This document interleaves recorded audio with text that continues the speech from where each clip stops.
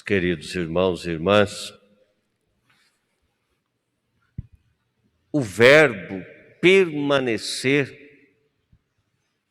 aparece 7 vezes no Evangelho de hoje. 7 vezes o verbo é utilizado. Portanto, sem sombra de dúvidas, o verbo é a palavra central do Evangelho. A palavra permanecer, ela indica uma situação já existente, né? Se eu falo, seu Jair, permanece aí, por favor, significa estar onde está. Permanecer em Jesus, portanto, já é um convite para aqueles que já conheceram a Jesus. Aqueles que já deram a sua resposta de discipulado, de seguimento, de estar com Ele. Permanecer é um convite para quem já deu a sua primeira resposta. Permanecer na fidelidade é um grande desafio. São Tiago vai dizer da perseverança, perseverar no Senhor. O livro do Apocalipse chega a dizer: aquele que perseverar até o fim será salvo. Permanecer é indicativo de uma constância, é indicativo de uma situação que está sendo consolidada, portanto, implica um amadurecimento. E é justamente deste amadurecimento, dessa permanência nós em Cristo, que começam a vir os frutos.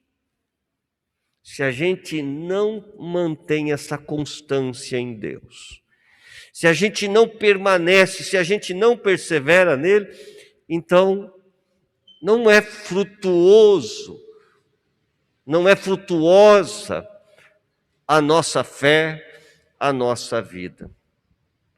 A inconstância, ela causa um grande atrapalho. A inconstância é fruto de um coração duvidoso, de um coração que ainda não está sereno, que ainda não encontrou a sua resposta. E é muito nítida a ligação que Jesus faz nesse permanecer nele e nossa condição de frutificar. Não sejamos ingênuos achando que por nossas forças seremos capazes de dar frutos. O homem que confia em si ou confia em outro homem, a Sagrada Escritura diz maldito nesse sentido. Maldito, na verdade, é o erro que está ali sendo cometido. Porque é em Deus que nós devemos confiar, é em Deus que devemos permanecer. E quanto mais em Deus estamos, mais frutos damos. Mais Deus vai também trabalhando em nós. Voltando um pouquinho mais à reflexão aqui que eu preparei. Quem está unido a Jesus e permanece nele? Quem, segundo a leitura, observa os mandamentos.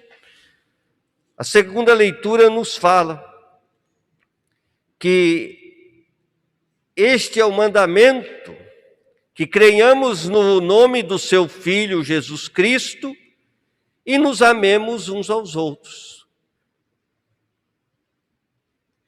Porque se guardamos os seus mandamentos, permanecemos nele. E, aliás, seguiremos este capítulo de João, capítulo 15, depois o 16, mais o 15. É um discurso justamente que fala desse permanecer em Jesus. E que nos tira do abstrato, né? Como assim permanecer em Deus? E nos lança para a concretude quando nos diz: permanece em Deus, permanece aquele que observa os mandamentos. E o mandamento, ele nasce para o cristão da fé em Jesus Cristo. E se concretiza no amor a Deus e ainda mais concreto no amor ao próximo. Então, quem observa os meus mandamentos de Jesus, este permanece em mim. E o mandamento de Jesus é que nós não amemos apenas com palavras e com a língua, mas amemos na verdade, com obras e em verdade. Ou seja, as obras e o sentimento que acompanham estas obras, o sentimento que as motiva, é justamente o demonstrar que estamos em Deus. As obras são nossos frutos e mostram que não somos estéreis. Não somos aquela figueira ou aquela videira que não produz frutos. Nós não podemos ser cristãos estéreis. Ah, eu sou cristão. Qual é a tua religião? Eu sou cristão, sou católico. Glória a Deus por isso. Mas se for só isso, é muito pouco, gente. Aqui eu acredito que tem alguns que são agricultores. E boa parte de nós veio da agricultura. Nossa região tem um grande potencial e vocação agrícola, né? Para que a gente planta? Para que o agricultor planta? Ele, claro, espera o fruto. Não é só um ato só de gostar de plantar, de gostar de trabalhar. Espera também o fruto.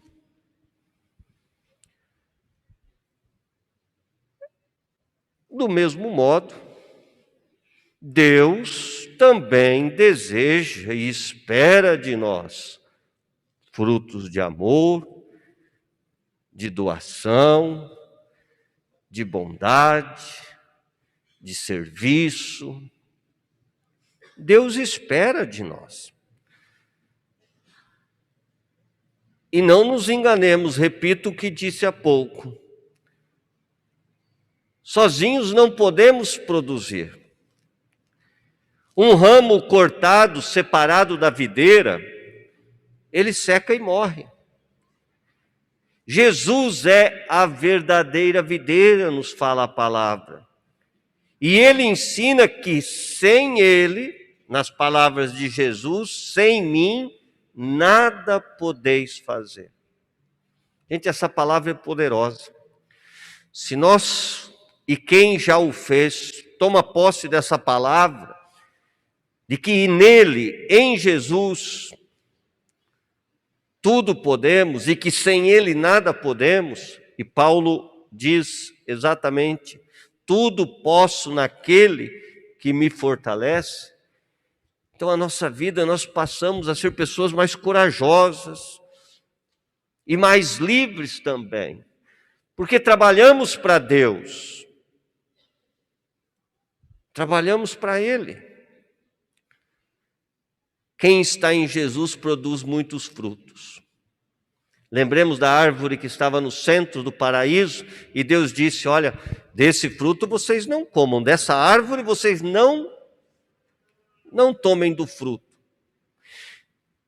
Jesus é a nova árvore, né? E tem os santos padres que diz do lenho da cruz, da árvore da cruz, que parecia estéril, brota a vida. Se a gente se afastar de Jesus, assim como o galho tirado da videira, ele experimenta uma situação de morte, também nós. E ainda, se a gente se afastar da comunidade, a gente vai secando também. Uma árvore grande, frondosa, frutuosa, ela tem galhos mais fortes. É a comunidade. Esse galho mais forte no qual nós estamos e que todos juntos fazemos parte dessa grande videira que é o povo de Deus. Se nós nos afastamos também destes galhos fortes, que distribuem, que trazem do tronco e das raízes e do tronco a seiva, também nós enfraquecemos e adoecemos. E é um dos grandes erros que acabamos por cometer, se afastar da comunidade. Se afastar daqueles cujo objetivo é o Cristo. Eu digo assim, para se afastar de Deus, o primeiro passo é se afastar da comunidade. O passo seguinte é o afastar-se de Deus. Então, muito cuidado. Talvez vocês, por um fato ou outro, uma decepção, uma tristeza, às vezes com a comunidade, com a igreja, mas não nos afastemos. Não nos afastemos. Vejam, quem que se afasta verdadeiramente da comunidade? Pedro e Judas erram, os dois. Mas Pedro não se afasta da comunidade. Pedro continua lá, sabedor de seu pecado, tanto que pede ao Senhor que o perdoe. Jesus só pede a ele se o ama. Se Pedro tivesse abandonado a comunidade, talvez o destino dele não fosse diferente do desespero que tomou conta de Judas. É na comunidade que a gente encontra força. É na comunidade que a gente se ampara. E esse deve ser também um objetivo e uma meta nossa enquanto comunidade. De quem se quer bem, se ajuda, se preocupa um com o outro, superando o individualismo, o egoísmo, a indiferença. Recupero um conceito caríssimo ao Papa Francisco, o encontro, a cultura do encontro. A gente é carente, todos nós. E mesmo aquele que é tímido e fechado não significa que ele não tenha necessidade. Personalidade. Mas os relacionamentos, a qualidade dos nossos relacionamentos indica o grau de felicidade e de realização que a gente tem. E a comunidade é o lugar para a gente construir relacionamentos sadios. A comunidade é esse apoio, é esse grande galho que nos ajuda no relacionamento com o Cristo. É de estar ali ligado a Ele. E às vezes temos os nossos momentos difíceis, como igreja e como pessoas. Às vezes até pode acontecer que diante de alguma provação venha a tentação sim de abandonar. Mas pensemos, esta é a hora da poda. É a hora da poda. Deus nos fala a palavra e sabemos que a videira, quem aí tem pé de uva em casa sabe, mas não só de uva, né? De frutas, que ela precisa da poda. Ela precisa ser limpa. E Deus, como um bom agricultor, Ele não deixa de fazer a poda. Não deixa de fazer a limpeza quando é necessária. A planta sente num primeiro momento, mas depois sente também a força que cresce dentro dela, decorrente daquela poda, que foi tirada aquela miséria, aquele galho fraco ou aquele broto desnecessário, mas que ela com tanto apego o mantinha unido a si. E como a gente é apegado às vezes a certos galhinhos podres dentro da gente e que não produz fruto, mas que tira a força. Então, deixar que Deus também realize em nós a poda, que Ele corte fora nossas misérias, nossas fragilidades. Deus faz a poda para eliminar aquilo que impede a vida de Cristo em nós, para eliminar aquilo que impede de circular em nós a seiva, ou seja, a vida do Cristo, abundantemente. A poda, é claro, dói, mas necessário. Deus faz isso com a gente. Olhem a palavra de Jesus hoje. Eu sou a videira e meu Pai é o agricultor. Ele corta todo o ramo que está em mim e não dá fruto, e limpa todo aquele que dá fruto, para que dê mais fruto ainda.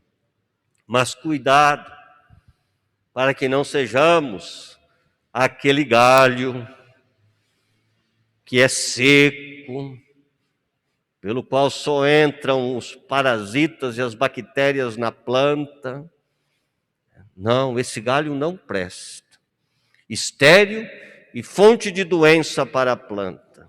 Não sejamos assim na comunidade. Sejamos frutuosos. Deus, Ele cuida de nós, mas Ele quer que frutifiquemos. Sejamos perseverantes. No verbo utilizado pelo Senhor, permaneçamos nele. Concluo: se alguém permanece em mim e eu nele, esse dá muito fruto.